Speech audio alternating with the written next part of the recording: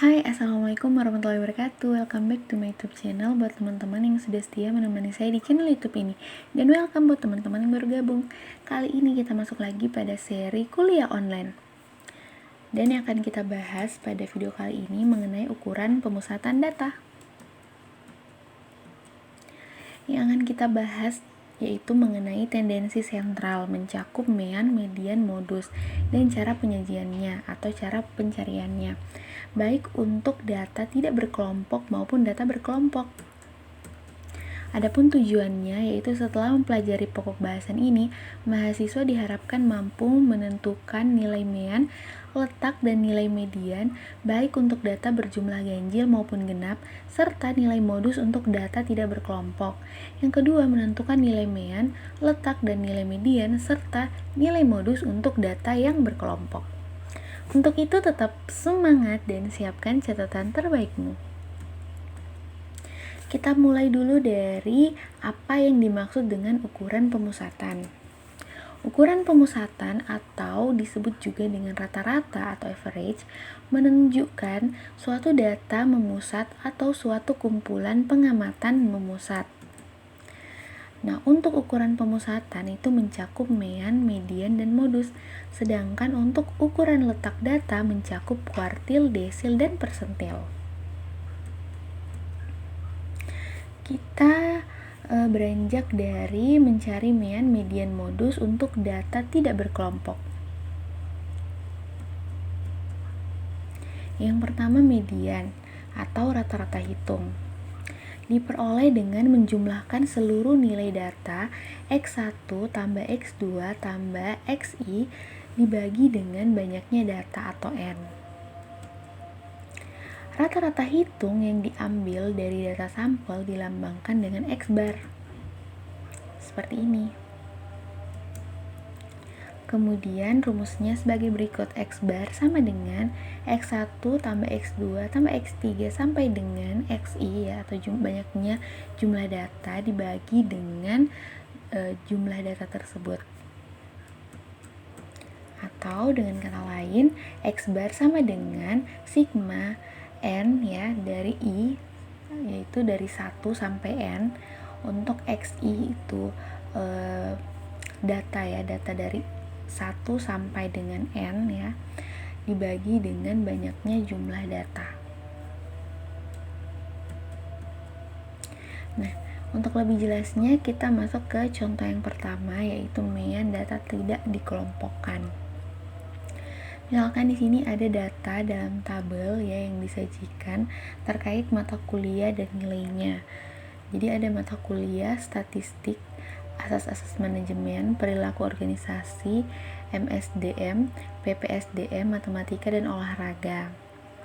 Nah, di sini datanya ada 7 ya, atau mata kuliahnya itu ada 7 jenis mata kuliah dengan berbagai nilai ya, dan ketika dijumlahkan nilainya ini ada 54. Nah, untuk mencari meannya berarti kita langsung bagi saja jumlah dari nilai ya, nilai keseluruhan dengan banyaknya mata kuliah. Jadi untuk menentukan meannya, jadi 54 dibagi dengan 7, hasilnya 7,7. Sampai di sini bisa dipahami ya. Selanjutnya untuk median, nilai yang ada di tengah-tengah rangkaian data setelah diurutkan dari data dengan nilai terkecil sampai terbesar. Jadi untuk median diurutkan terlebih dahulu. Nah, untuk letak median data tidak dikelompokkan ya, itu dicari dengan, jadi rumusnya adalah N tambah 1 per 2 ya, atau dibagi 2. Di mana N di sini adalah banyaknya data. Contohnya, median data tidak dikelompokkan. Nah, di sini ada 7 data ya, setelah diurutkan. Kemudian ini nilai yang tadi ya, yang saya ambil, nilai mata kuliah. Nah, di sini ada 7 nilai. Sehingga yang pertama kita cari dulu letaknya ya. Jadi bisa juga kalau ini kan untuk data ganjil ya, jadi ada 7 data. Nah, bisa juga cara cepatnya karena dia data ganjil, setelah diurutkan datanya itu tepat di tengah ya. Jadi di sini kita bisa lihat tanpa menggunakan rumus, kita bisa lihat setelah diurutkan nilai tengah ya dari ketujuh data tersebut adalah data keempat ya setelah diurutkan, yaitu 7. Nah, kita juga bisa gunakan rumus, berarti 7 ditambah 1 dibagi dengan 2. Ini itu hasilnya 4 ya. Jadi median terletak pada urutan data keempat. Seperti itu. Jadi kalau ganjil itu lebih mudah ya, tanpa kita gunakan rumus pun kita sudah bisa mengetahui letak mediannya kalau data ganjil ya. Nah, bagaimana kalau datanya itu genap ya? Jadi bagaimana menentukan letak median jika banyaknya data itu adalah genap? Misalkan n-nya itu sama dengan 8 atau banyaknya datanya itu adalah 8. Nah, misalkan ini nilainya ya sudah diurutkan. Kemudian jadi di sini adik-adik bisa lihat di tabel ya, nilainya itu sudah diurutkan dari yang tertinggi sampai terendah. Nah, di sini kalau untuk data genap berarti kita mengambil kedua data ya. Nah, caranya itu adalah kita masukkan ke dalam rumus ya. Jadi n tambah 1 bagi 2. Nah, n-nya di sini kan 8. Jadi 8 tambah 1 bagi 2 itu hasilnya 4,5. Nah, median terletak pada data urutan ke-4, 5 atau antara data urutan ke-4 dan 5. Berapa nilainya?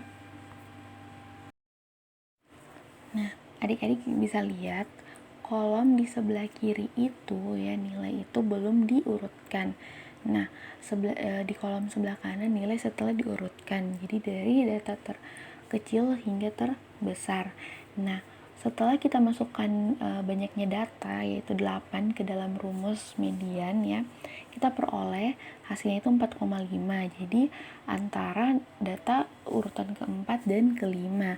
Nah, setelah diurutkan nilai keempat dan kelima itu adalah 7 dan 8 ya. Sehingga untuk nilai mediannya itu adalah 7 ditambah 8 dibagi 2 sama dengan 7,5. Jadi median pada data ini adalah 7,5. Bisa dipahami ya? Kita lanjut ke modus. Nah, nilai data yang paling sering muncul atau memiliki frekuensi terbanyak itu adalah modus ya, atau yang dimaksud dengan modus. Kemudian, suatu rangkaian data dapat tidak memiliki modus jika setiap data mempunyai frekuensi yang sama. Jadi, modus ini tidak selalu muncul ya, tergantung dari frekuensinya. Karena definisinya yaitu data yang paling sering muncul ya. Jadi frekuensi terbanyak. Jadi ketika suatu data memiliki frekuensi yang sama berarti tidak terdapat modus. Sampai di sini bisa dipahami ya. Nah, contoh yang ketiga terkait modus data tidak dikelompokkan. Misalkan ada nilai berikut ini. Nah, kita bisa lihat bahwa dari data tersebut angka yang paling atau nilai yang paling sering muncul dan yang paling banyak itu adalah 7 ya. Sehingga 7 merupakan modus karena memiliki frekuensi terbanyak dibandingkan yang lain. Bisa dipahami ya?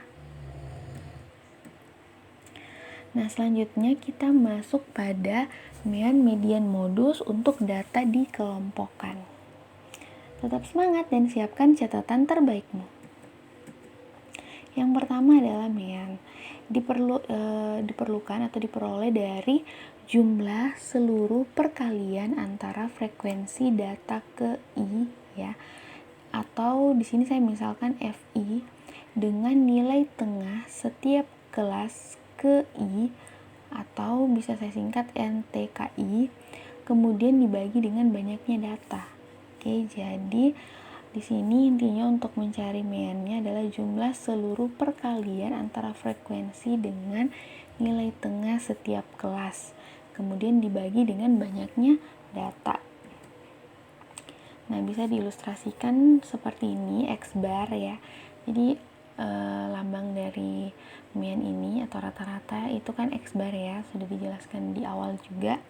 Jadi X bar ini untuk data kelompok ya, itu sama dengan FI kali dengan NTKI 1 ya. Jadi F1 kali NTKI 1 ditambah seterusnya ya, sampai FI NTKI per banyaknya data ya, atau N. Atau bisa dituliskan seperti ini, X bar ya sama dengan sigma dari 1 sampai N ya, untuk FI kali NTKI. Jadi banyaknya data dari 1 sampai N ya, hingga per banyaknya data. Oke, nah ini sebenarnya untuk lambang dan notasinya itu setiap referensi itu berbeda-beda. Nah, misalnya sekarang saya gunakan FI dan NTKI ya. Jadi biasanya mungkin adik-adik lihatnya atau taunya rumusnya seperti ini ya. X bar sama dengan sigma XI kali FI ya per sigma FI. Nah, itu sama saja sih sebenarnya, sama saja ya. Oke, jadi tidak usah bingung. Kita lanjut saja ke contoh yang kelima ya, supaya lebih paham terkait bagaimana mencari mean data yang dikelompokkan.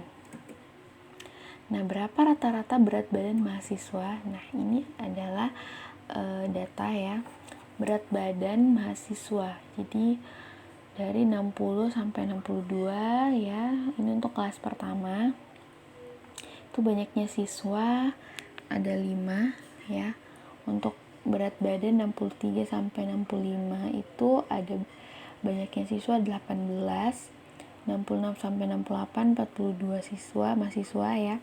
69 sampai 71 ada 27 mahasiswa, dan kelas yang terakhir yaitu pada rentang berat badan 72 kg sampai 74 kg itu terdapat 8 mahasiswa, dan jumlah keseluruhan mahasiswa itu adalah 100 ya. Jadi dari banyaknya kelas ya, ada 5 ya, 5 kelas di sini untuk kategori berat badannya ya, dalam satuan kilogram itu ada 5 kelas dari 60 kg sampai 74 kg. Nah, kita mau cari berapa rata-ratanya.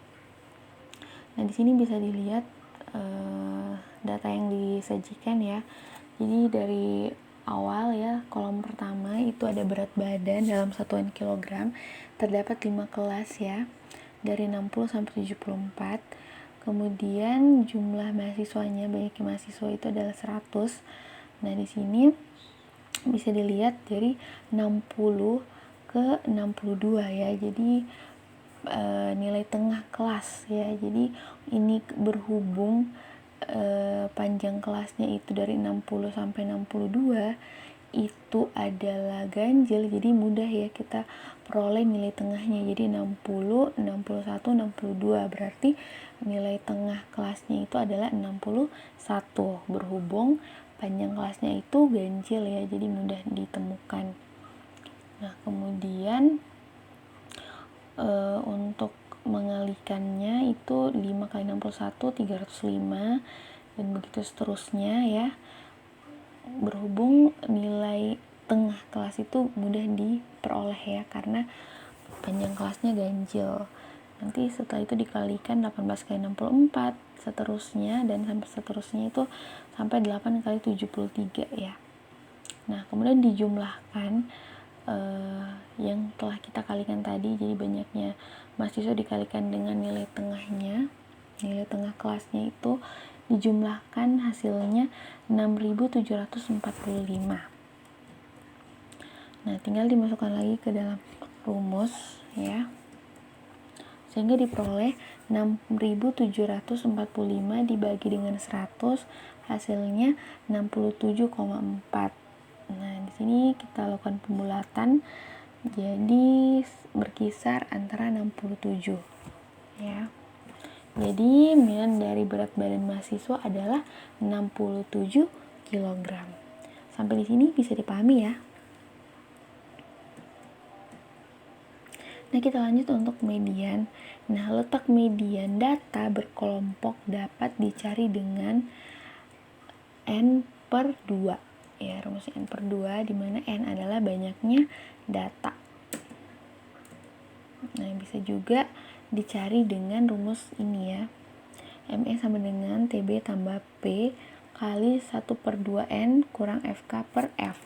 Di mana nilai ME di sini adalah, arti simbol ME adalah median, TB adalah tepi bawah kelas modus, kemudian P adalah panjang kelas, N adalah banyaknya kelas, kemudian FK adalah frekuensi kumulatif sebelum kelas median, kemudian F adalah frekuensi kelas median. Jadi di sini tepi bawah kelas bukan modus ya, median. Oke, mohon maaf salah ketik. Lanjut. Nah, untuk lebih jelasnya kita lihat contoh 6 di mana median data yang dikelompokkan. Nah, ini adalah tabel ya, data yang disajikan terkait berat badan juga. Nah, bisa dilihat di sini ada 5 kelas ya, dari 60 sampai 74 untuk satuannya kilogram ya, untuk berat badan satuan kilogram. Nah, bisa dilihat di sini ya bahwa 66 dan sampai 68 kg ya. Diperkirakan ini adalah letak mediannya. Mengapa? Karena setelah kita masukkan ke dalam rumus, ya, jadi N-nya di sini adalah 100, jadi jumlah mahasiswanya adalah 100 dibagi 2 itu sama dengan 50. Nah, letak dari mediannya ini pada urutan ke-50 ya. Diperkirakan seperti itu. Data tersebut pada kelas ketiga. Jadi antara 66 sampai 68 ya, seperti itu. Jadi urutan data ke-50 itu diperkirakan berada di kelas yang ketiga. Nah, urutan didasarkan frekuensi kelas ya. Jadi bisa dilihat frekuensinya di sini dari 5, 8, 42 ya. Nah, jadi bisa dilihat, jadi untuk data urutan pertama itu adalah 60 sampai 62. Kemudian mulai diurutkan ya. Jadi urutan data ke-24 itu bisa dilihat ada di kelas yang ketiga ya. Jadi diperkirakan yang berwarna kuning ini, kolom yang berwarna kuning ini, di situ letak dari mediannya. Bisa dipahami ya. Jadi nilai median itu adalah data pada urutan ke-50 di kelas ketiga. Seperti itu. Nah, teman-teman sudah bisa masukkan ke dalam rumus ya, karena sudah diperoleh gambaran bahwa urutan ke-50 di kelas ketiga. Jadi silahkan adik-adik kerjakan menggunakan rumus yang sudah disediakan ini ya, yang sudah tampilkan. Jadi ini adalah tugas mandiri untuk kalian, silahkan dikerja. Tetap semangat ya, dan siapkan catatan terbaikmu. Selanjutnya kita masuk pada modus, yaitu rumusnya sebagai berikut ya. Dimana keterangannya, jadi TKBMO ini, jadi ini sebenarnya istilahnya bisa berbeda-beda ya, tapi pada dasarnya konsepnya sama. Kalau di sini saya beristilah TKBMO atau tepi kelas bawah dari modus itu ya, dari kelas yang mengandung modus. Kemudian D1-nya di sini adalah selisih frekuensi kelas yang mengandung modus dengan kelas sebelumnya. D2 di sini adalah selisih frekuensi kelas yang mengandung modus dengan kelas sesudahnya. Jadi D1 kelas sebelumnya dan D2 adalah kelas sesudahnya. Kemudian IK di sini adalah kelas interval, seperti itu. Sampai di sini bisa dipahami ya. Nah, kita mulai saja ya untuk contoh soalnya. Misalkan datanya sebagai berikut ya. Datanya sama, yaitu masih berat badan mahasiswa dari 100 orang. Oke, nah di sini kita bisa lihat karena frekuensinya terbanyak itu di kelas 66 sampai 68 ya. Itu frekuensinya adalah 42 mahasiswa. Jadi frekuensinya terbanyak yaitu di kelas yang ketiga ya, yaitu di berat badan berkisar 66 sampai 68 kg. Sehingga tinggal dimasukkan saja ke dalam rumusnya ya. Kita aplikasikan saja untuk nilai tepi kelas bawahnya ya. Bisa dilihat di sini frekuensi kumulatifnya 65 ya. Jadi 65,5 tambah 42 kurang 18 per 42 kurang 18 ditambah 42 dikurang 27. Jadi D1-nya 18, D2-nya 27.